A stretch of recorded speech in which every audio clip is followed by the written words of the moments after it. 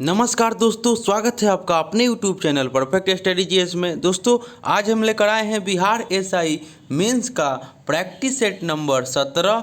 इससे पहले दोस्तों हम 16 प्रैक्टिस सेट करा चुके हैं। अगर आपने नहीं देखा है तो मेरे प्लेलिस्ट में जाकर इसे देख सकते हैं। दोस्तों यह प्रैक्टिस सेट हम एडिटोरिया वॉल्यूम 2 से करा रहे हैं। दोस्तों इसमें हम लोग 80 क्वेश्चन का डिस्कशन करेंगे। जो 20 क्वेश्चन बच जाएगा हम आपको डिस्क्रिप्शन में टेलीग्राम का लिंक दे देंगे, वहां से आप 100 नंबर का पीडीएफ प्राप्त कर लीजिएगा।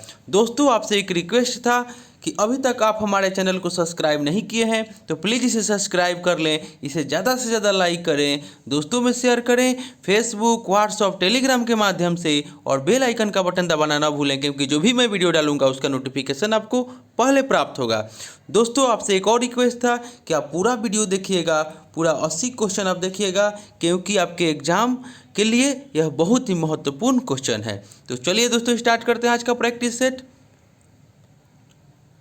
आज का पहला क्वेश्चन हो जाएगा कि जोखिम पूंजी से क्या तात्पर्य है। जोखिम पूंजी से क्या तात्पर्य है, तो इसका राइट आंसर हो जाएगा ऑप्शन नंबर डी, नए उद्यमियों को उपलब्ध कराई गई दीर्घकालीन प्रारंभिक पूंजी। नेक्स्ट क्वेश्चन देखते हैं दोस्तों। नेक्स्ट क्वेश्चन हो जाएगा कि राज्यपाल राज्य विधानसभा में कितने एंग्लो इंडियन सदस्यों को मनोनीत करता है, तो इसका राइट आंसर हो जाएगा ऑप्शन नंबर ए, एक सदस्यों को। भारतीय संविधान राज्यपाल को यह शक्ति देता है कि यदि विधानसभा में एंग्लो इंडियन का पर्याप्त प्रतिनिधित्व नहीं है तो वह मनोनीत करके उसका प्रतिनिधित्व सुनिश्चित करें। यह शक्ति राज्यपाल को संविधान के अनुच्छेद 333 के तहत प्राप्त होता है और राज्यपाल द्वारा विधानसभा में एक सदस्य को मनोनीत करता है। नेक्स्ट क्वेश्चन देखते हैं दोस्तों। नेक्स्ट क्वेश्चन हो जाएगा आपको संविधान सभा के आपका समिति दिया हुआ है और समिति और उसके अध्यक्ष हैं उसका सही मिलान करना है, तो इसका राइट आंसर हो जाएगा ऑप्शन नंबर सी, यानी कि संघ शक्ति समिति के अध्यक्ष हो जाएंगे आपको पंडित जवाहरलाल नेहरू, उसके बाद प्रांतीय संविधान समिति के सरदार वल्लभ भाई पटेल, उसके बाद मौलिक अधिकार उप समिति के अध्यक्ष हो जाएंगे जेबी कृपलानी, उसके बाद कार्य संचालन समिति के अध्यक्ष आपका हो जाएंगे के मुंशी। तो ये आपका राइट आंसर हो जाएगा option number C. Next question देखते हैं दोस्तों। नेक्स्ट क्वेश्चन हो जाएगा कि निम्नलिखित में से किस में संशोधन करने के लिए संसद की विशेष बहुमत एवं आधे राज्यों की स्वीकृति की आवश्यकता होती है। निम्नलिखित में से किसमें संशोधन करने के लिए संसद की विशेष बहुमत एवं आधे राज्यों की स्वीकृति की आवश्यकता होती है, तो इसका राइट आंसर हो जाएगा आपका ऑप्शन नंबर सी, यानी कि संसद में राज्यों का प्रतिनिधित्व। संसद में राज्यों का प्रतिनिधित्व संबंधी किसी विधेयक को पास कराने के लिए विशेष बहुमत एवं आधे राज्यों की स्वीकृति की आवश्यकता होती है और किसी भी प्रकार के संशोधन के लिए संसद में साधारण बहुमत की आवश्यकता होती है उपरोक्त अन्य में आपको। नेक्स्ट क्वेश्चन देखते हैं दोस्तों। नेक्स्ट क्वेश्चन हो जाएगा कि निम्न में से किस अनुच्छेद के तहत राष्ट्रीय आपात की घोषणा के साथ ही अनुच्छेद 19 में वर्णित मूल अधिकार स्वतः ही निलंबित हो जाते हैं, तो इसका राइट आंसर आपका हो जाएगा ऑप्शन नंबर सी, अनुच्छेद 358। अनुच्छेद 358 के अनुसार जब राष्ट्रीय आपात की उद्घोषणा की जाती है तब अनुच्छेद 19 द्वारा प्रदत्त 6 मूल अधिकार स्वतः ही निलंबित हो जाते हैं और इनके निलंबन के लिए किसी अलग आदेश की आवश्यकता नहीं होती। तो दोस्तों 24 का राइट आंसर हो जाएगा ऑप्शन नंबर सी, अनुच्छेद 358। और अनुच्छेद 352 के बारे में जान लेते हैं। तो अनुच्छेद 352 राष्ट्रपति द्वारा आपात स्थिति की घोषणा, और अनुच्छेद 355 इसमें बाह्य आक्रमण और आंतरिक अशांति से राज्य की रक्षा करने का संघ का कर्तव्य का उल्लेख है। और अनुच्छेद 359 के बारे में जान लेते हैं। अनुच्छेद 359 जो है वह मौलिक अधिकार को निलंबित करने हेतु राष्ट्रपति अलग से अनुच्छेद 359 के तहत घोषणा करता है। नेक्स्ट क्वेश्चन देखते हैं दोस्तों। नेक्स्ट क्वेश्चन हो जाएगा कि भारतीय संसद की निम्नलिखित में से किस समिति में राज्यसभा का कोई सदस्य नहीं है, तो इसका राइट आंसर हो जाएगा ऑप्शन नंबर बी, प्राक्कलन समिति। प्राक्कलन समिति एक संसदीय समिति है जिसमें हर साल 30 सदस्य लोकसभा के सदस्यों द्वारा अपने बीच से चुने जाते हैं और समिति के अध्यक्ष को इसके सदस्यों में से स्पीकर द्वारा नियुक्त किया जाता है। ऑप्शन नंबर ए, लोक लेखा समिति के बारे में जान लेते हैं। तो लोक लेखा समिति जो है वह वर्तमान में कुल 22 सदस्य है और इसके सदस्यों में जो 15 सदस्य आपके होते हैं वह लोकसभा से, उसके बाद आपका जो 7 सदस्य होते हैं वह राज्यसभा से होते हैं और इस समिति का कार्यकाल 1 वर्ष का होता है। लोक लेखा समिति का कार्यकाल कितने वर्ष का होता है? तो 1 वर्ष का होता है। और देख लेते हैं ऑप्शन नंबर सी के बारे में क्या कर रहा है, तो सार्वजनिक उपक्रम समिति। तो इसके सदस्यों की संख्या भी 22 होती है और इसमें 15 सदस्य लोकसभा से और 7 सदस्य राज्यसभा से चुने जाते हैं। नेक्स्ट क्वेश्चन देखते हैं दोस्तों। नेक्स्ट क्वेश्चन हो जाएगा कि संघीय प्रणाली की निम्नलिखित विशेषताओं में से कौन सी भारतीय राजनीति प्रणाली में नहीं पाई जाती है? संघीय प्रणाली की निम्नलिखित विशेषताओं में से कौन सी भारतीय राजनीतिक प्रणाली में नहीं पाई जाती है? तो इसका राइट आंसर हो जाएगा ऑप्शन नंबर ए, दोहरी नागरिकता। अनुच्छेद 1 कहता है कि इंडिया यानी कि भारत वह राज्यों का एक संघ होगा और भारतीय संविधान में कहीं भी उल्लेख नहीं है कि भारत राज्यों का एक संघ है, लेकिन इसमें कई संघीय विशेषताएं हैं। भारतीय संविधान की संघीय विशेषताएं निम्नलिखित है। दोहरी सरकार, केंद्रीय स्तर पर संघीय सरकार और राज्य स्तर पर राज्य सरकार, और संघीय और राज्य सरकारों के बीच शक्ति का वितरण, संविधान की सर्वोच्चता, स्वतंत्र न्यायपालिका और संविधान की व्याख्या करने के लिए न्यायालयों का अधिकार। और अब आपका जो दे रहा है ऑप्शन ए में दोहरी नागरिकता, ये आपका सही नहीं है। भारत में एकल नागरिकता जो है आपको लिया गया है ब्रिटेन के संविधान से और एकल नागरिकता है और दोहरी नागरिकता नहीं है। नेक्स्ट क्वेश्चन देखते हैं दोस्तों। नेक्स्ट क्वेश्चन हो जाएगा कि भारत के संविधान की 8वीं अनुसूची में निम्नलिखित में से किस भाषा का उल्लेख नहीं है? तो इसका राइट आंसर हो जाएगा ऑप्शन नंबर ए, अंग्रेजी का। 8वीं अनुसूची में भारत के गणतंत्र की आधिकारिक भाषाओं की सूची है और भारतीय संविधान के अनुच्छेद 344 के 1 और 351 के अनुसार 8वीं अनुसूची में 22 भाषा शामिल है। नेक्स्ट क्वेश्चन देखते हैं दोस्तों। नेक्स्ट क्वेश्चन हो जाएगा कि निम्नलिखित में से कौन सा मौलिक अधिकार गैर नागरिकों के लिए उपलब्ध है? तो इसका राइट आंसर हो जाएगा ऑप्शन नंबर बी, यानी कि 1 और 4, यानी कि कानून के समक्ष समानता और जीवन की सुरक्षा और व्यक्तिगत स्वतंत्रता। गैर नागरिकों के मौलिक अधिकार कानून से पहले समानता यानी कि अनुच्छेद 14, उसके बाद आपका अनुच्छेद 20 कहता है कि अपराधों के लिए सजा के संबंध में संरक्षण, अनुच्छेद 20 हो जाएगा। उसके बाद जीवन की सुरक्षा और व्यक्तिगत स्वतंत्रता और संविधान के अनुच्छेद 21 हो जाएगा। तो कौन सा मौलिक अधिकार गैर नागरिकों के लिए उपलब्ध है? तो ऑप्शन 1 और 4 इसका राइट आंसर हो जाएगा। नेक्स्ट क्वेश्चन देखते हैं दोस्तों। नेक्स्ट क्वेश्चन हो जाएगा कि संविधान के अंतर्गत मूल अधिकारों के संरक्षण का दायित्व किस पर है? तो इसका राइट आंसर हो जाएगा ऑप्शन नंबर सी, सर्वोच्च न्यायालय। सर्वोच्च न्यायालय तथा उच्च न्यायालयों पर मूल अधिकारों के संरक्षण का दायित्व डाला गया है। नेक्स्ट क्वेश्चन देखते हैं दोस्तों। नेक्स्ट क्वेश्चन हो जाएगा कि किस लोकसभा चुनाव में सर्वाधिक महिलाएं चुनकर आई? तो इसका राइट आंसर हो जाएगा ऑप्शन नंबर डी, 17वीं लोकसभा में कुल 78 महिला उम्मीदवार निर्वाचित हुई और लगभग 13% जो अभी तक सर्वाधिक है। नेक्स्ट क्वेश्चन देखते हैं दोस्तों। नेक्स्ट क्वेश्चन हो जाएगा कि समान कार्य के लिए समान वेतन संविधान के किस अनुच्छेद से संबंधित है? तो इसका राइट आंसर हो जाएगा ऑप्शन नंबर सी, यानी कि अनुच्छेद 39 के डी। संविधान के भाग 4 में राज्य के नीति निर्देशक तत्वों के अंतर्गत वर्णित है अनुच्छेद 39 के डी। और अनुच्छेद 39 के 1 क्या कहता है? तो समान विधिक सहायता प्राप्त करने का अधिकार। और अनुच्छेद 43 के 1 क्या कहता है? तो अनुच्छेद 43 के 1 कहता है कि उद्योगों के प्रबंधन में मजदूरों की भागीदारी के लिए प्रयुक्त विद्यमान बनाना। उसके बाद अनुच्छेद 51 क्या कहता है? तो अनुच्छेद 51 में मूल कर्तव्यों की चर्चा है जो संविधान के भाग 4 के क में वर्णित है। नेक्स्ट क्वेश्चन देखते हैं दोस्तों। नेक्स्ट क्वेश्चन हो जाएगा कि निम्न में से कौन सी मद राष्ट्रीय आय में सम्मिलित नहीं की जाती है? तो इसका राइट आंसर हो जाएगा ऑप्शन नंबर डी, सार्वजनिक क्षेत्र के उपक्रमों के विनिवेश से प्राप्त राशि। नेक्स्ट क्वेश्चन देखते हैं दोस्तों। नेक्स्ट क्वेश्चन हो जाएगा कि संयुक्त राष्ट्र संघ द्वारा घोषित सतत विकास लक्ष्यों को किस वर्ष तक प्राप्त करने का लक्ष्य रखा गया है? तो इसका राइट आंसर हो जाएगा ऑप्शन नंबर डी, 2030 तक। संयुक्त राष्ट्र संघ द्वारा वर्ष 2015 में सतत विकास लक्ष्यों यानी कि एसडीजीएस को अपनाया गया था। सतत विकास लक्ष्यों में 17 वैश्विक लक्ष्यों और 169 उद्देश्यों को शामिल किया गया है और विश्व के प्रत्येक देश को वर्ष 2030 तक इन लक्ष्यों को प्राप्त करने का प्रयास करना है। नेक्स्ट क्वेश्चन देखते हैं दोस्तों। नेक्स्ट क्वेश्चन हो जाएगा कि वर्ल्ड डेवलपमेंट रिपोर्ट निम्न में से किस संस्था द्वारा जारी किया जाता है? तो इसका राइट आंसर हो जाएगा ऑप्शन नंबर सी, अंतर्राष्ट्रीय पुनर्निर्माण विकास बैंक यानी कि IBRD के द्वारा जारी किया जाता है। नेक्स्ट क्वेश्चन देखते हैं दोस्तों।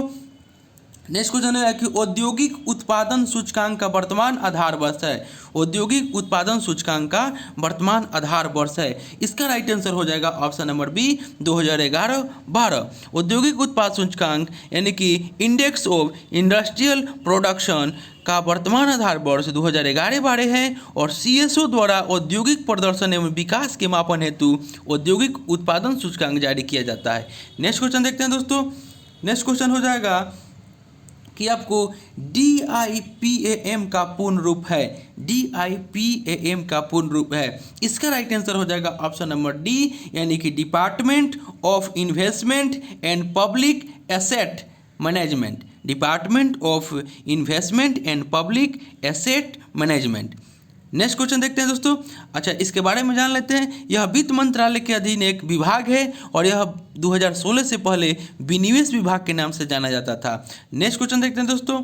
नेक्स्ट क्वेश्चन हो जाएगा कि निम्न में से कौन तृतीय क्षेत्र के अंतर्गत आता है? तो इसका राइट आंसर हो जाएगा ऑप्शन नंबर बी यानी कि विपणन। अर्थव्यवस्था के तृतीय क्षेत्र के अंतर्गत विभिन्न प्रकार की सेवाओं का उत्पादन किया जाता है, जिसमें व्यापार, होटल तथा रेस्ता हो जाएगा, भंडारण हो जाएगा, बैंकिंग, बीमा हो जाएगा और विपणन हो जाएगा, परिवहन हो जाएगा, संचार हो जाएगा, लोक प्रशासन हो जाएगा, चिकित्सा आपका हो जाएगा और रियल एस्टेट इत्यादि आपका ये सब तृतीय क्षेत्र के अंतर्गत आते हैं। नेक्स्ट क्वेश्चन देखते हैं दोस्तों। नेक्स्ट क्वेश्चन हो जाएगा कि कार्बनिक यौगिक अर्थात प्रोटीन, वसा एवं कार्बोहाइड्रेट का सजीव निर्माण में क्रमशः कितने प्रतिशत का योगदान होता है? तो इसका राइट आंसर हो जाएगा ऑप्शन नंबर ए, 14, 3 और 1%। सजीव पदार्थ कार्बनिक एवं अकार्बनिक नामक दो प्रकार के यौगिकों से बने होते हैं। इनमें कार्बनिक यौगिक का सजीव निर्माण में क्रमशः 14%, 3% और 1% का योगदान होता है। नेक्स्ट क्वेश्चन देखते हैं दोस्तों। निम्न में से किसमें मोजेक रोग होता है? तो इसका राइट आंसर हो जाएगा ऑप्शन नंबर सी यानी कि पपीता, केला और सरसों यानी कि यह तीनों में क्या होता है? तो मोजेक रोग होता है। मोजेक रोग पौधे में विषाणु जनित रोग है और यह आपका पपीता, केला, सरसों मोजेक रोग होता है जो कि आपको विषाणु के द्वारा होता है। नेक्स्ट क्वेश्चन देखते हैं दोस्तों। नेक्स्ट क्वेश्चन हो जाएगा कि आपका वायरस का बाह्य आवरण किसका बना होता है? वायरस का बाह्य आवरण किसका बना होता है? तो इसका राइट आंसर हो जाएगा option number D, protein. Virus रचना में प्रोटीन के आवरण से घिरा न्यूक्लिक अम्ल होता है और बाहरी आवरण यानी कि कैप रीड में बहुत सी प्रोटीन इकाइयाँ होती है और पूरे कण को विरियोन कहते हैं। न्यूक्लिक अम्ल विरियोन का 6% भाग बनाता है जबकि प्रोटीन कवच 94% भाग बनाता है। नेक्स्ट क्वेश्चन देखते हैं दोस्तों। नेक्स्ट क्वेश्चन हो जाएगा कि मनुष्य के शरीर में सबसे बड़ी कोशिका होती है? तो इसका राइट आंसर हो जाएगा ऑप्शन नंबर बी, तंत्रिका कोशिका। नेक्स्ट क्वेश्चन देखते हैं दोस्तों।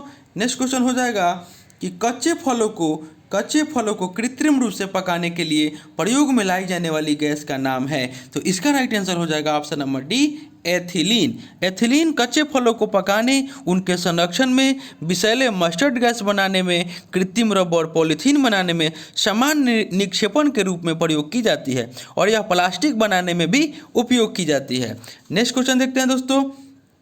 नेक्स्ट क्वेश्चन हो जाएगा कि गर्भ में भ्रूण का पोषण किसके द्वारा होता है? तो इसका राइट आंसर हो जाएगा ऑप्शन नंबर डी, उपयुक्त में से सभी यानी कि जरायु, एमियान और अपरा यानी कि तीनों के द्वारा होता है। भ्रूण में 8वें माह तक वसा का जमाव होने लगता है और 9वें माह वह जन्म के लिए तैयार हो जाता है और भ्रूण पोषण जरायु, एमियान एवं अपरा द्वारा होता है। अब मनुष्य का गर्भधारण काल सामान्यतः 280 दिन का होता है। नेक्स्ट क्वेश्चन देखते हैं दोस्तों। नेक्स्ट क्वेश्चन हो जाएगा कि आरबीसी का जीवन काल कितना होता है, तो इसका राइट आंसर हो जाएगा ऑप्शन नंबर बी 120 दिन। मनुष्य में आरबीसी छोटी, चपटी, गोल तथा दोनों ओर से बीच में दबी हुई अर्थात उभयवातल होती है और आरबीसी में केंद्रक नहीं होता है तथा इसका जीवन काल 120 दिन का होता है और डब्ल्यूबीसी का जीवन काल 3 से 4 दिन का होता है। नेक्स्ट क्वेश्चन देखते हैं दोस्तों। नेक्स्ट क्वेश्चन हो जाएगा कि चूहे मारने की दवा किस रासायनिक पदार्थ से बनता है, तो इसका राइट आंसर हो जाएगा option number C potassium cyanide. चूहे मारने के लिए रेड्रोसाइड नामक रसायन पदार्थ का उपयोग किया जाता है जिसका निर्माण पोटेशियम साइनाइड से किया जाता है जो अत्यंत जहरीला रसायन है। नेक्स्ट क्वेश्चन देखते हैं दोस्तों। नेक्स्ट क्वेश्चन आपका हो जाएगा कि निम्न में से कौन संघ प्रोटोजोआ के अंतर्गत नहीं आते हैं, तो इसका राइट आंसर हो जाएगा option number A hydra.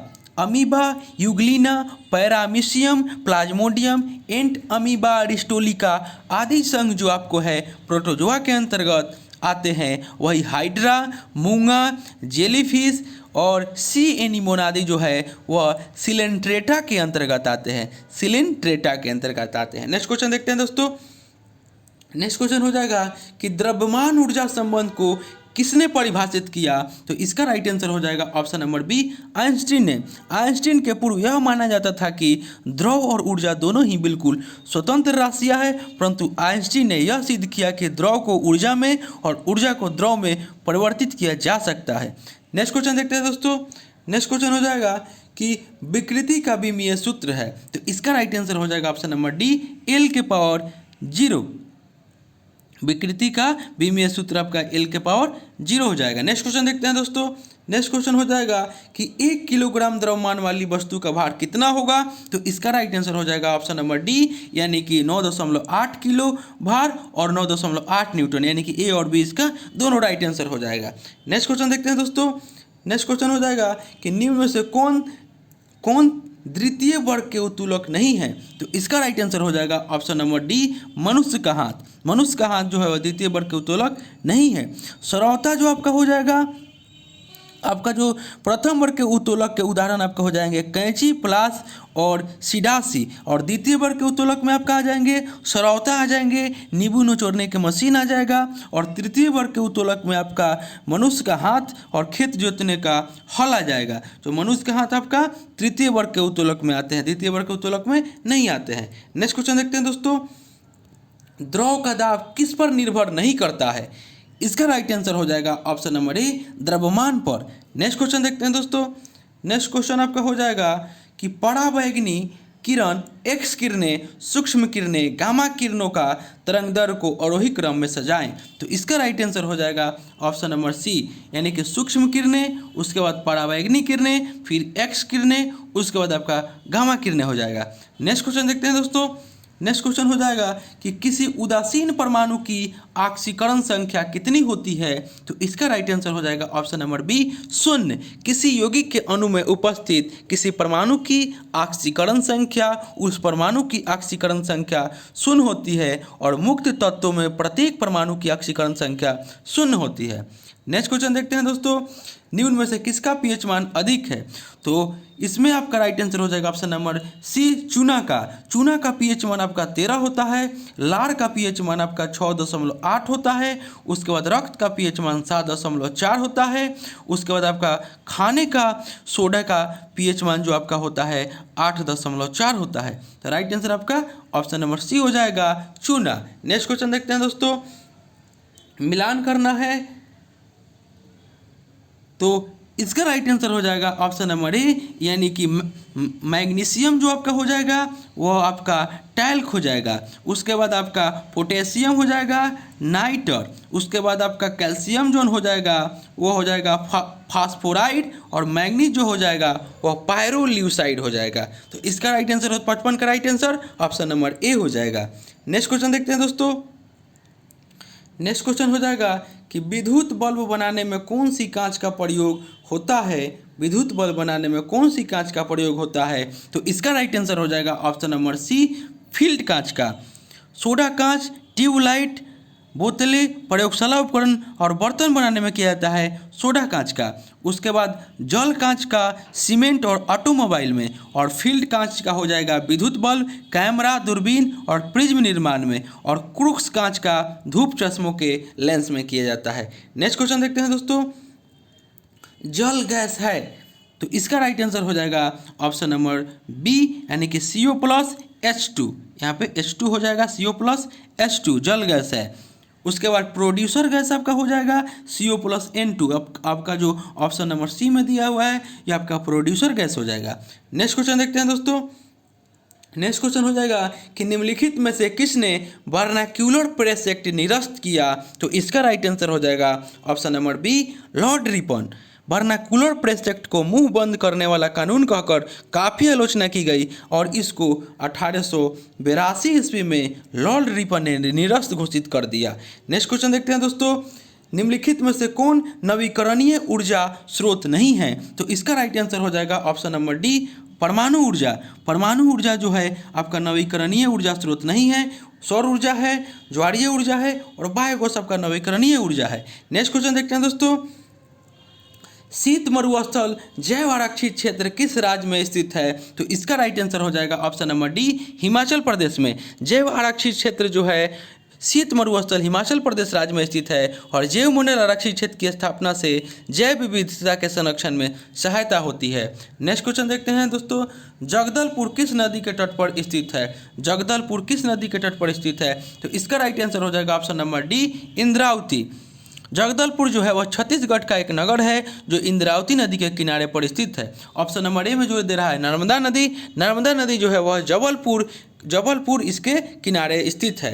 Tapti नदी जो है वह बैतूल के किनारे स्थित है और क्षिप्रा नदी जो है वह उज्जैन के किनारे स्थित है। नेक्स्ट क्वेश्चन देखते हैं दोस्तों, नेक्स्ट क्वेश्चन हो जाएगा कि निम्नलिखित में से कौन सा पर्वत शिखर भारत में अवस्थित नहीं है, तो इसका राइट आंसर हो जाएगा ऑप्शन नंबर बी यानी कि माउंट एवरेस्ट। माउंट एवरेस्ट विश्व की सबसे ऊंची चोटी है जो नेपाल में स्थित है और 8,848 मीटर इसकी ऊंचाई है। नेक्स्ट क्वेश्चन देखते हैं दोस्तों, कपास रेशे को किससे प्राप्त किया जाता है, तो इसका राइट आंसर हो जाएगा ऑप्शन नंबर सी यानी कि छाल से।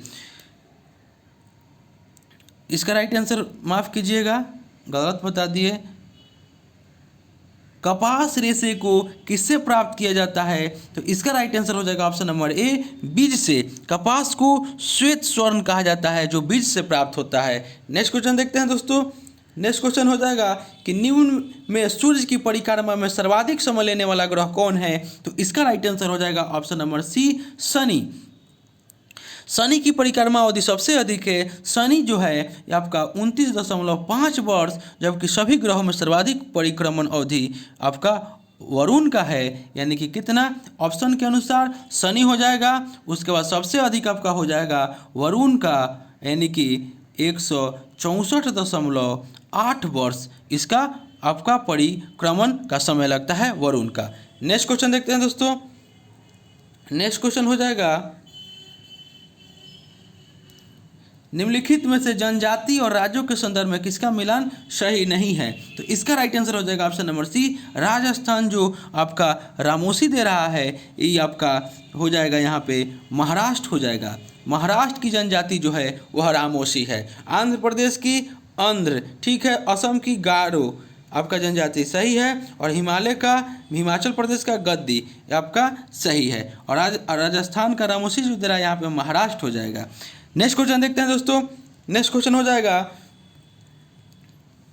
कि पोंग बांध किस नदी पर स्थित है, तो इसका राइट आंसर हो जाएगा ऑप्शन नंबर बी ब्यास नदी पर। पोंग बांध का निर्माण ब्यास नदी पर हिमाचल प्रदेश में किया गया है और बांध से निर्मित जलाशय का उपयोग सिंचाई और विद्युत निर्माण में किया जाता है। नेक्स्ट क्वेश्चन देखते हैं दोस्तों, पश्चिमी घाट के पर्वत श्रेणी किसका उदाहरण है, तो इसका राइट आंसर हो जाएगा ऑप्शन नंबर बी ब्लॉक पर्वत। पश्चिमी घाट ताप्ती नदी से लेकर कन्याकुमारी तक विस्तृत पर्वत श्रेणी है और यह हिमालय के बाद दूसरी सबसे लंबी पर्वत श्रेणी है और यह ब्लॉक पर्वत का उदाहरण है, जबकि हिमालय जो है वह नवीन बलित पर्वत है। नेक्स्ट क्वेश्चन देखते हैं दोस्तों, नेक्स्ट क्वेश्चन हो जाएगा कि अशोक के अभिलेख मुक्त ब्राह्मी, खरोष्टी तथा अरामाइक लिपियों में मिलते हैं। इनमें से कौन सी लिपि को बाएं से दाएं की ओर लिखा जाता है? तो इसका राइट आंसर हो जाएगा ऑप्शन नंबर ए, यानी कि ब्राह्मी लिपि। अशोक के अधिकांश अभिलेख ब्राह्मी लिपि में पाए जाते हैं और यह लिपि बाएं से दाएं लिखा जाता है, जबकि आपका खरोष्टी लिपि जो है वह आपका दाएं से बाएं ओर लिखा जाता है। नेक्स्ट क्वेश्चन देखते हैं दोस्तों। नेक्स्ट क्वेश्चन हो जाएगा कि शेर शाह ने विशुद्ध चांदी और तांबे के सिक्के का प्रचलन किया था और चांदी और तांबे के सिक्के का क्रमशः नाम था। तो इसका राइट आंसर हो जाएगा ऑप्शन नंबर ए, दिनार एवं दाम। अशोक के अधिकांश अभिलेख ब्राह्मी लिपि में पाए जाते हैं और यह लिपि बाएं से दाएं ओर लिखा जाता है। माफ कीजिएगा, शेर शाह ने विशुद्ध चांदी और तांबे के सिक्के का प्रचलन किया था और चांदी और तांबे के सिक्के का क्रमशः नाम था। तो इसका राइट आंसर आपका हो जाएगा ऑप्शन नंबर सी, यानी कि रुपया एवं दाम। शेर शाह की मुद्रा व्यवस्था अत्यंत विकसित थी। शेर शाह की मुद्रा व्यवस्था अत्यंत विकसित थी और इसने शुद्ध चांदी का रुपया 180 क्रेन तथा तांबे का दाम 380 क्रेन चलाया था और रुपया एवं दाम की विनिमय 1:64 थी और दिनार सोने के सिक्के का मध्यकाल में प्रचलित नाम था। नेक्स्ट क्वेश्चन देखते हैं दोस्तों। नेक्स्ट क्वेश्चन आपका हो जाएगा कि महात्मा बुद्ध को वर्षों की कठिन तपस्या के बाद निम्नलिखित में से किस आयु में वैशाख पूर्णिमा के दिन ज्ञान प्राप्त हुआ था? तो इसका राइट आंसर हो जाएगा ऑप्शन नंबर बी, 35 वर्ष। महात्मा बुद्ध को 6 वर्ष की कठिन तपस्या के बाद 35 वर्ष की आयु में वैशाख पूर्णिमा की रात बोध गया में पीपल वृक्ष के नीचे ज्ञान प्राप्त हुआ था। नेक्स्ट क्वेश्चन देखते हैं दोस्तों। अशोक के अभिलेखों में सोहगौरा अभिलेख एकमात्र ऐसा अभिलेख है जो ताम्रपत्र पर लिखा गया। यह अभिलेख निम्नलिखित में से किस राज्य में पाया गया है? तो इसका राइट आंसर हो जाएगा option number B, Uttar Pradesh में। उत्तर प्रदेश के गोरखपुर जिले से प्राप्त सोहगौरा अभिलेख अशोक का एकमात्र ऐसा अभिलेख है जो ताम्रपत्र पर लिखा गया है और शेष सभी अभिलेख जो है वह पाषाण पर उत्कीर्ण है। नेक्स्ट क्वेश्चन देखते हैं दोस्तों। निम्नलिखित में से किस ग्रंथ में हमें यह जानकारी मिलती है कि गुर्जर प्रतिहार वंश के शासक नागभट्ट द्वितीय ने पवित्र गंगा में जल समाधि के द्वारा अपना प्राण त्याग किया था? तो इसका राइट आंसर हो जाएगा ऑप्शन नंबर डी, प्रभावक चरित्र। चंद्रप्रभा सकृत प्रभावक चरित्र से जानकारी मिलती है कि नागभट्ट द्वितीय ने पवित्र गंगा में जल समाधि द्वारा अपना प्राण त्याग किया था। नेक्स्ट क्वेश्चन देखते हैं दोस्तों। नेक्स्ट क्वेश्चन हो जाएगा कि अलाउद्दीन खिलजी द्वारा प्रारंभ की गई बाजार नियंत्रण प्रणाली का सर्वाधिक प्रमुख उद्देश्य क्या था? तो इसका राइट आंसर हो जाएगा ऑप्शन नंबर डी, सैन्य बजट को कम करना। अलाउद्दीन द्वारा प्रारंभ की गई बाजार नियंत्रण या मूल्य नियंत्रण प्रणाली का सर्वाधिक प्रमुख उद्देश्य सैन्य बजट को कम करना था। नेक्स्ट क्वेश्चन देखते हैं दोस्तों।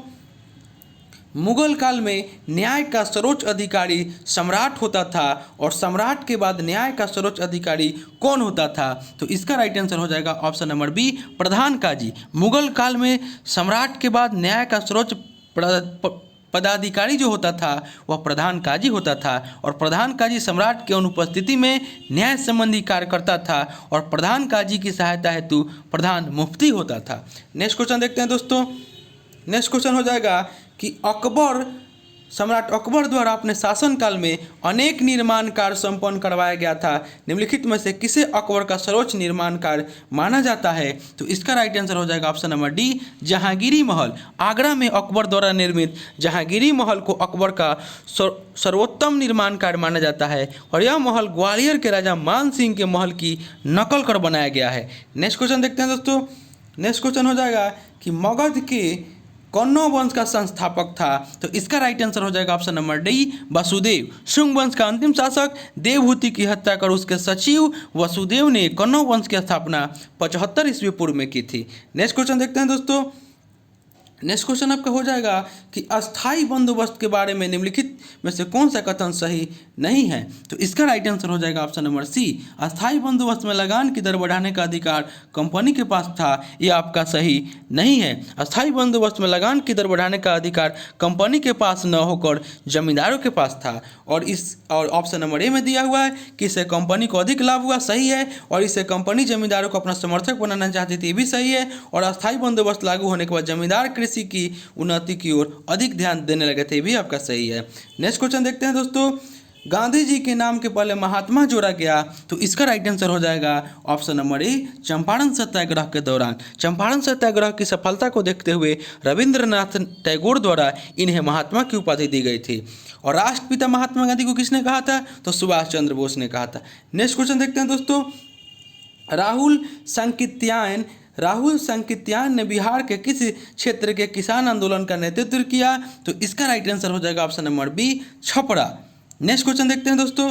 नेक्स्ट क्वेश्चन हो जाएगा कि परमहंस सभा नामक संगठन की स्थापना धर्म सुधार आंदोलन के दौरान हुई, इसके संस्थापक कौन थे? तो इसका राइट आंसर हो जाएगा option number C, Dadoba Pandurang. Dadoba Pandurang ने परमहंस सभा की स्थापना की। आत्मा राम पांडुरंग का योगदान प्रार्थना समाज में रहा। दादोबा पांडुरंग ने परमहंस सभा की स्थापना की और आत्मा राम पांडुरंग का प्रार्थना समाज में योगदान रहा। नेक्स्ट क्वेश्चन देखते हैं दोस्तों। नेक्स्ट क्वेश्चन हो जाएगा कि संध्या नामक पत्रिका ने स्वतंत्रता संग्राम में महत्वपूर्ण भूमिका अदा किया, इसके संपादक कौन थे? तो इसका राइट आंसर हो जाएगा option number C, Brahmadev Upadhyay. Next question देखते हैं दोस्तों। नेक्स्ट क्वेश्चन आपका हो जाएगा कि बॉम्बे एसोसिएशन जो था आपका कांग्रेस के पूर्ववर्ती संस्थाओं में से एक है, इसकी स्थापना कब की गई थी? तो इसका राइट आंसर हो जाएगा ऑप्शन नंबर ए, 1852 ईस्वी में। 1852 ईस्वी में बॉम्बे एसोसिएशन की स्थापना की गई थी और इसके संस्थापक जगन्नाथ शंकर सेठ थे और यह मुंबई में स्थापित की गई थी। नेक्स्ट क्वेश्चन देखते हैं दोस्तों। दिल्ली संयंत्र से निम्न में से कौन संबंधित नहीं है? तो इसका राइट आंसर हो जाएगा option number C, Aurobindo Ghosh. Aurobindo Ghosh Alipore संयंत्र केस 1908 ईस्वी से संबंधित थे और शेष सभी जो है आपका बसंत विश्वास, अवध बिहारी, सुभाष चंद्र बोस, ये आपका दिल्ली संयंत्र से संबंधित है। नेक्स्ट क्वेश्चन देखते हैं दोस्तों। भारत में अंग्रेजों ने प्रथम मदरसा कहाँ स्थापित किया था? तो इसका राइट आंसर हो जाएगा ऑप्शन नंबर डी, कोलकाता में। भारत के प्रथम गवर्नर जनरल वारेन हेस्टिंग ने 1781 ईस्वी में कोलकाता में प्रथम मदरसा की स्थापना की और इस मदरसे में फारसी, अरबी तथा मुस्लिम लॉ पढ़ाया जाता था। नेक्स्ट क्वेश्चन देखते हैं दोस्तों। नेक्स्ट क्वेश्चन आपका हो जाएगा कि शिक्षा का निस्यंदन सिद्धांत निम्न में से किससे संबंधित है? तो इसका राइट आंसर हो जाएगा ऑप्शन नंबर बी, मैकाले समिति। मैकाले शिक्षा समिति ने निस्यंदन सिद्धांत आधारित शिक्षा प्रणाली के विकास की सिफारिश की थी। नेक्स्ट क्वेश्चन देखते हैं दोस्तों। निम्नलिखित में से किस प्रकार की चट्टानें खनिज पदार्थों की सर्वाधिक समृद्ध होती है? निम्नलिखित में से किस प्रकार की चट्टानें खनिज पदार्थों की सर्वाधिक समृद्ध निम्नलिखित में से किस प्रकार की चट्टानें खनिज पदार्थों की दृष्टि से सर्वाधिक समृद्ध होती है? तो इसका राइट आंसर हो जाएगा ऑप्शन नंबर ए, धारवाड़ चट्टानें। नेक्स्ट क्वेश्चन देखते हैं दोस्तों। नेक्स्ट क्वेश्चन हो जाएगा कि विश्व में मछली उत्पादन की दृष्टि से महत्वपूर्ण ग्रांड बैंक निम्नलिखित में से किस क्षेत्र में स्थित है? तो इसका राइट आंसर हो जाएगा ऑप्शन नंबर बी, अटलांटिक महासागर का उत्तरी पश्चिमी क्षेत्र। अटलांटिक महासागर का उत्तरी पश्चिमी क्षेत्र विश्व का सबसे प्रमुख मत्स्य क्षेत्र है और ग्रांड बैंक इसी क्षेत्र में स्थित है और संयुक्त राज्य अमेरिका एवं कनाडा की तटरेखा इस क्षेत्र की पश्चिमी सीमा बनाती है। नेक्स्ट क्वेश्चन देखते हैं दोस्तों। नेक्स्ट क्वेश्चन हो जाएगा कि सिंधु की सबसे बड़ी सहायक नदी निम्नलिखित में से कौन है? तो इसका राइट आंसर हो जाएगा option number B, Chenab. Sindhu की सबसे सहायक नदी चिनाब है और सिंधु का उद्गम जो होता है और तिब्बत में मानसरोवर झील निकट से होती है और यह भारत में केवल लद्दाख संग्रह क्षेत्र से होकर बहती है और चिनाब की कुल लंबाई 1180 है और यह चंद्रा एवं भागा नामक दो नदियों के मिलने से बनी है। नेक्स्ट क्वेश्चन देखते हैं दोस्तों। नेक्स्ट क्वेश्चन हो जाएगा कि निम्नलिखित में से किस ग्रह को मास्टर ऑफ गॉड्स के नाम से भी जाना जाता है? तो इसका राइट आंसर हो जाएगा ऑप्शन नंबर सी, बृहस्पति को। बृहस्पति ग्रह को इसके बड़े आकार के कारण तारा सदृश ग्रह भी कहा जाता है तथा इसे मास्टर ऑफ गॉड्स भी कहा जाता है और इसमें कुल 79 उपग्रह है और गैनीमेड इसका सबसे बड़ा उपग्रह है। नेक्स्ट क्वेश्चन देखते हैं दोस्तों। नेक्स्ट क्वेश्चन आपका हो जाएगा सूची 1 और सूची 2 का सही मिलान करना है, तो इसका आपका राइट आंसर हो जाएगा ऑप्शन नंबर बी, यानी कि कैंटरबरी जो हो जाएगा वह न्यूजीलैंड में हो जाएगा और पुस्ताज जो आपका हो जाएगा हंगरी में हो जाएगा, वेल्ड जो हो जाएगा दक्षिण अफ्रीका में हो जाएगा और पंपास जो हो जाएगा आपका अर्जेंटीना में हो जाएगा, यानी कि इसका right answer option number B हो जाएगा। प्रेयरी जो है उत्तरी अमेरिका के शीतोष्णकटिबंधीय घास मैदान है और वहीं डाउन्स घास के मैदान ऑस्ट्रेलिया में पाया जाता है। नेक्स्ट क्वेश्चन देखते हैं दोस्तों। नेक्स्ट क्वेश्चन आपका हो जाएगा कि नोबेल पुरस्कार कितने क्षेत्र में दिया जाता है, तो इसका राइट आंसर हो जाएगा ऑप्शन नंबर सी 6 क्षेत्र में। सर्वप्रथम नोबेल पुरस्कार की शुरुआत 1901 ईस्वी में हुआ था और उस समय 5 क्षेत्र में शुरू किया गया, साहित्य, चिकित्सा, भौतिकी और रसायन और शांति के क्षेत्र में, एवं 1969 ईस्वी से अर्थशास्त्र के क्षेत्र में दिया जाने लगा और इसमें पुरस्कार राशि 7 मिलियन स्वीडिश क्रोनर दिया जाता है। नेक्स्ट क्वेश्चन देखते हैं दोस्तों। नेक्स्ट क्वेश्चन हो जाएगा कि वायुसेना का दक्षिण पश्चिम कमान कहाँ अवस्थित है, तो इसका राइट आंसर हो जाएगा ऑप्शन नंबर सी गांधीनगर में। इसका प्रधान एयर चीफ मार्शल रैंक का होता है। इसका प्रधान जो होते हैं वायुसेना का एयर चीफ मार्शल रैंक के होते हैं और जिसे chief of the air staff कहा जाता है और इसका मुख्यालय जो है नई दिल्ली में है और वायुसेना को 7 कमांड में बांटा गया है। नेक्स्ट क्वेश्चन देखते हैं दोस्तों। नेक्स्ट क्वेश्चन हो जाएगा 93 नंबर मिलान करना है तो खेल है और ट्रॉफी है, तो आपका इसका राइट आंसर हो जाएगा ऑप्शन नंबर बी हो जाएगा, यानी कि हॉकी जो होगा जाएगा आगा खां कप से हो जाएगा, फुटबॉल जो आपका हो जाएगा डुरंट कप से हो जाएगा, गोल्फ जो हो जाएगा राइडर कप से हो जाएगा और क्रिकेट जो हो जाएगा आपको दिलीप ट्रॉफी से हो जाएगा। तो इसका राइट आंसर आपका हो जाएगा 93 का option number B. Next question देखते हैं दोस्तों। नेक्स्ट क्वेश्चन हो जाएगा कि केंद्रीय जल विद्युत अनुसंधान केंद्र कहाँ अवस्थित है, तो इसका राइट आंसर हो जाएगा ऑप्शन नंबर ए खड़गवासला। और खड़गवासला में नेशनल डिफेंस एकेडमी भी अवस्थित है। और नई दिल्ली में क्या है, तो नई दिल्ली में मौसम विज्ञान संस्थान और प्रतिरोधक विज्ञान संस्थान है। और मुंबई में क्या है, तो मुंबई में भारतीय भूचुंबकीय संस्थान और Tata institute of fundamental research है। और चेन्नई में तो चमड़ा अनुसंधान केंद्र चेन्नई में स्थित है। नेक्स्ट क्वेश्चन देखते हैं दोस्तों। नेक्स्ट क्वेश्चन हो जाएगा कि अंतर्राष्ट्रीय मातृभाषा दिवस कब मनाया जाता है, तो इसका राइट आंसर हो जाएगा ऑप्शन नंबर बी, यानी कि 21 फरवरी को अंतर्राष्ट्रीय मातृभाषा दिवस मनाया जाता है। और 14 सितंबर को क्या मनाया जाता है, तो हिंदी दिवस। उसके बाद 23 अप्रैल को क्या मनाया जाता है, तो विश्व पुस्तक एवं कॉपीराइट दिवस। उसके बाद 24 फरवरी को क्या मनाया जाता है, तो केंद्रीय उत्पाद शुल्क दिवस। नेक्स्ट क्वेश्चन देखते हैं दोस्तों। नेक्स्ट क्वेश्चन हो जाएगा कि भारत की सबसे लंबी नदी रोपवे का उद्घाटन किस राज्य में किया गया है, तो इसका राइट आंसर हो जाएगा ऑप्शन नंबर ए असम में। असम में भारत की सबसे लंबी नदी रोपवे का उद्घाटन किया गया है और इसकी लंबाई 1.8 किलोमीटर है और यह ब्रह्मपुत्र नदी पर स्थित है। नेक्स्ट क्वेश्चन देखते हैं दोस्तों। बिहार राज्य के कितने जिले झारखंड राज्य के साथ सीमा बनाती है, तो इसका राइट आंसर हो जाएगा ऑप्शन नंबर बी 7 जिले। बिहार के 7 जिले झारखंड के साथ सीमा साझा करती है, कैमूर, रोहतास, औरंगाबाद, गया, नवादा, जमुई, बांका एवं भागलपुर। नेक्स्ट क्वेश्चन देखते हैं दोस्तों। नेक्स्ट क्वेश्चन हो जाएगा कि शिमला सम्मेलन की अध्यक्षता किसके द्वारा की गई, तो इसका राइट आंसर हो जाएगा option number B Lord Wavell के द्वारा। लॉर्ड बेबल की अध्यक्षता में शिमला सम्मेलन संपन्न हुआ और जिसमें बेबल के प्रस्ताव को कांग्रेस ने नहीं स्वीकारा। नेक्स्ट क्वेश्चन देखते हैं दोस्तों। नेक्स्ट क्वेश्चन आपका हो जाएगा कि कोलोंग एवं जलंधा किसकी सहायक नदी है, तो इसका राइट आंसर हो जाएगा ऑप्शन नंबर बी ब्रह्मपुत्र की। नेक्स्ट क्वेश्चन और अंतिम क्वेश्चन देखते हैं कि द वे आउट पेम्फलेट किसके द्वारा प्रकाशित किया गया। द वे आउट पेम्फलेट किसके द्वारा प्रकाशित किया गया, तो इसका राइट आंसर हो जाएगा ऑप्शन नंबर सी राजगोपालाचारी। तो दोस्तों यह थे बिहार असाइनमेंट्स का प्रैक्टिस सेट नंबर 17। दोस्तों इससे पहले हम यह प्रैक्टिस सेट 17 थे, इससे पहले हम 16 प्रैक्टिस सेट करा चुके हैं। अगर आपने नहीं देखा है तो मेरे प्लेलिस्ट में जाकर इसे देख सकते हैं। दोस्तों आपसे एक और चीज़ कहना था कि हम लूसेंट ऑब्जेक्टिव का प्रैक्टिस सेट करा रहे हैं, आप लोग उसे अवश्य देखें, आपके एग्जाम के लिए बहुत ही महत्वपूर्ण है। और दोस्तों आपसे एक रिक्वेस्ट था कि अभी तक आप हमारे चैनल को सब्सक्राइब नहीं किए हैं, इसे सब्सक्राइब कर लें, इसे ज़्यादा से ज़्यादा लाइक करें, दोस्तों में शेयर करें, फेसबुक, व्हाट्सअप, टेलीग्राम के माध्यम से, और बेल आइकन का बटन दबाना ना भूलें, क्योंकि जो भी मैं वीडियो डालूंगा उसका नोटिफिकेशन आपको पहले प्राप्त होगा। तो चलिए दोस्तों मिलते हैं अगले वीडियो में, तब तक के लिए धन्यवाद।